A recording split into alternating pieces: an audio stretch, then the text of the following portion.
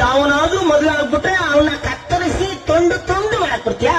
ಲೇ side place.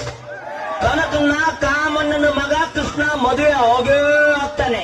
ನಿನಗೆ ತಾಕತ್ತಿದ್ರೆ ನೀನು ಗಂಡಸೆ ಆದ್ರೆ ಬಂದು ಮದುವೆ ನಿಲ್ಕೊಂಡು ನೋಡೋಣ. ಲೇ ಮದುವೆ ನಿಲ್ಕೊಂಡು ನೋಡೋಣ. ಅಲ್ಲೇ ನೀನ್ ಬರೀ ಕೃಷ್ಣನೇ ಅಲ್ಲ ಕಣ, ಅವಂದು ಒಂದೇ ಒಂದು ಅಟ್ಟ ಚಪಕ್ ಕಿತ್ತಾಕಲ್ಲ.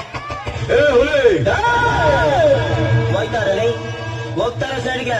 ಅದ್ದು ಈ ಹುಲಿ ಮಾತಾಡ್ಬೇಕಾದ್ರೆ ನಾಯಿ ನರಿ ಕ್ರಿಮಿ ಕೀಟಗಳೆಲ್ಲ ಸೈಲೆಂಟ್ ಆಗಿರ್ಬೇಕು. ಪಟೇಲ, ನೀನ್ ಹಣೆ ಬರ ಕೆಟ್ಟಾಗಿತ್ತು, ನಿನ್ನ ಅಳಿಯ ನಿನಗೆ ಕೈ ಕೊಟ್ಬಿಟ್ಟು ಹೋದ ಅಂದು ಮಾತ್ರಕ್ಕೆ ಇಡೀ ಊರ್ನೂರು ಹಣೆ ಬರನೆಲ್ಲ ಚೇಂಜ್ ಮಾಡ್ತೀನಿ ಅನ್ನೋದಕ್ಕೆ ನೀನೇನು ದೇವ್ರ? ಇಲ್ಲ ನಾವೇನು ಗುಲಾಮ್ರ? ಲೇ, ಈ ಮದ್ವೆ ನಡೆಯುತ್ತೆ ಕಣ.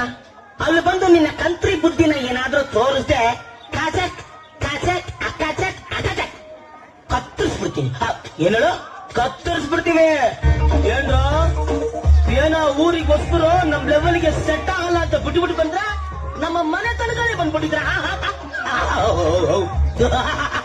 ಗೊತ್ತಾಗೋಯ್ತು ಕಣ್ರ, ಗೊತ್ತಾಗೋಯ್ತು.